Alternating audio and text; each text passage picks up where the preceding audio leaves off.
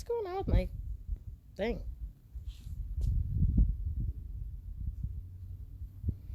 Hey peeps. Let's try and see if we can't get you something pretty to look at.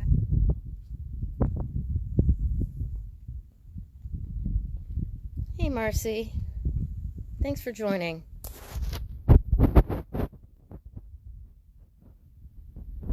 Alright. So today's not necessarily one of the great days, right? Today is a day that it took a long time for me to get going in the morning. It took a long time for me to get warmed up, literally. I know it's really, really cold in Colorado and up in Chicago and stuff. Hey, how you guys doing? Misty, Amanda, awesome. Thanks for joining.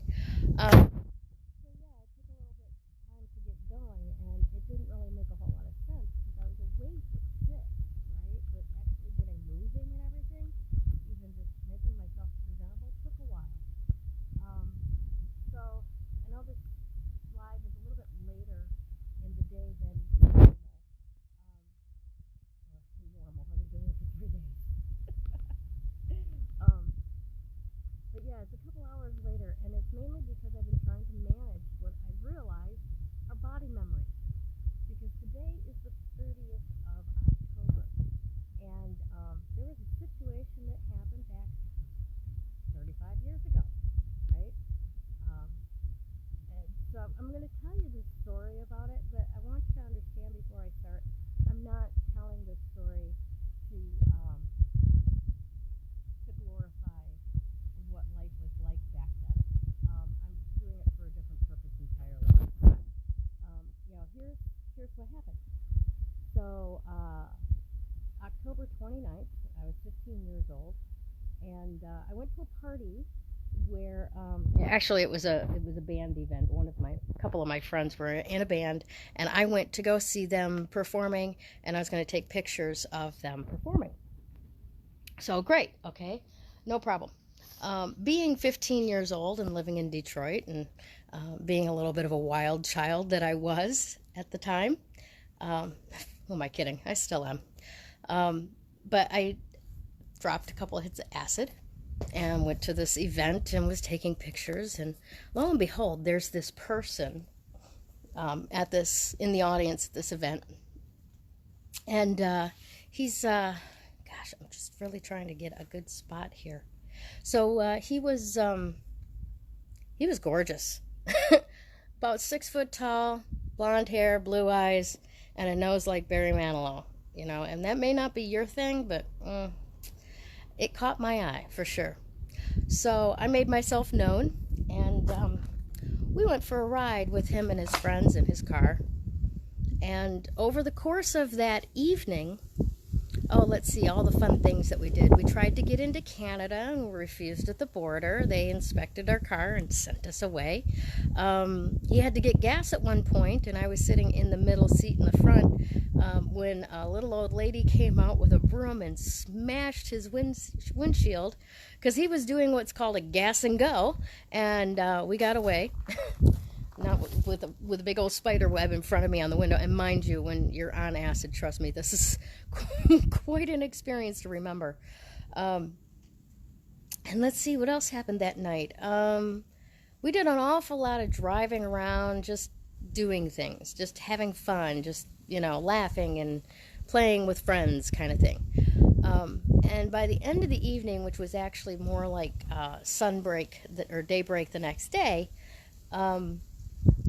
he took me to a friend's apartment building, and we ended up making a little place to sleep in their storage area, and slept there. And when I woke up later in the day, probably mid-afternoon or so, the people that he knew at that apartment complex allowed us to use their phone so I could call my mom. Called my mom, and she and my stepdad came to pick me up, brought me home. Of course, as you can imagine, it was not a fun experience. And eventually, after the interrogation, I went to bed, got up once again to tell the police officers that arrived at our home that, in fact, I had not run away. I had not been abducted.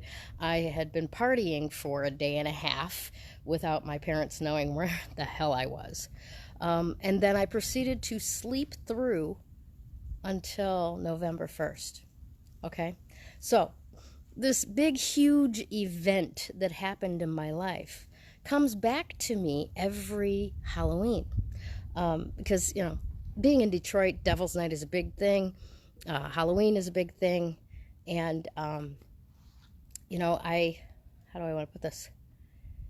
It was a life-altering experience, what I went through that couple of weekends. Now, nothing bad happened to me. But when that holiday comes around again, usually on the 30th, all I want to do is sleep. I want to avoid answering any questions. I want to just ignore the world.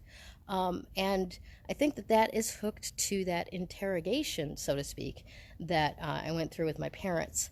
Now, that's not necessarily a bad circumstance. However, it left a lasting impact, okay, that I experienced for one day each year. And if I don't realize what day it is, once I look at a calendar, I go, oh, okay, I know what's going on, and now I can do something about it. Because what there is to do about dealing with your body memories is to change the context. Now, body memories usually come around on the anniversary of something traumatic or especially memorable happening to you. So that's why I get this one that comes around the day before Halloween every year. And the interesting thing is that your body picks up on the angle of the sun hitting you, so the quality of light, the ambient temperature, the air temperature, as fall comes and we start experiencing chillier and chillier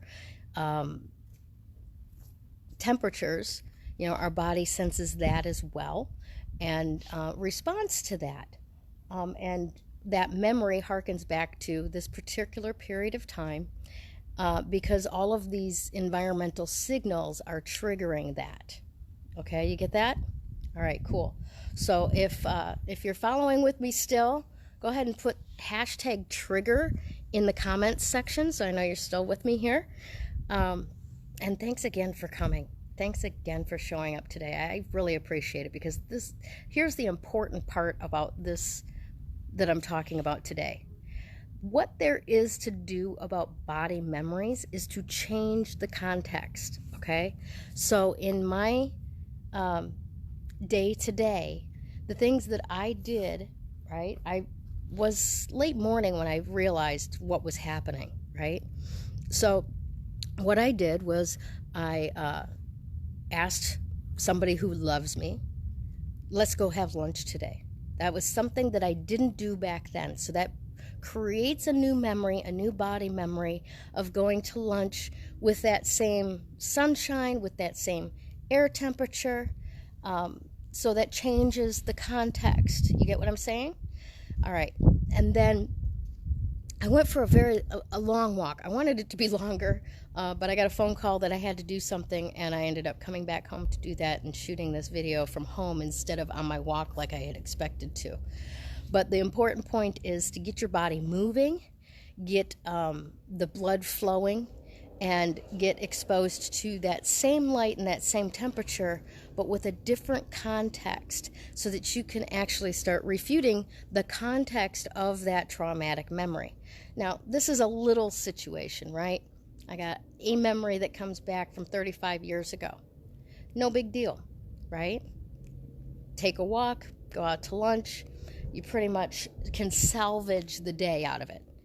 Then there's other times where, for example, because of the trauma that I went through in past years, I would go into a very deep depression about the third week of January, and that would last until the end of March every year. And again, that body memory, because of what it was connected to back in my childhood, was debilitating. I didn't even know how to change the context for that then. And I went through a lot of years of just going into a very deep depression to the point where I was unemployable during that period of time. Now, as we change the context over the year, those things changes, and I don't go into that deep depression anymore. So you can see how just doing a few small things to change the context of a triggering memory can actually make a difference overall for the quality of your life. So we'll check back again in January and see how we're doing then. But I don't expect it to ever go back to the way that it was before, because I've done so much work in changing the context.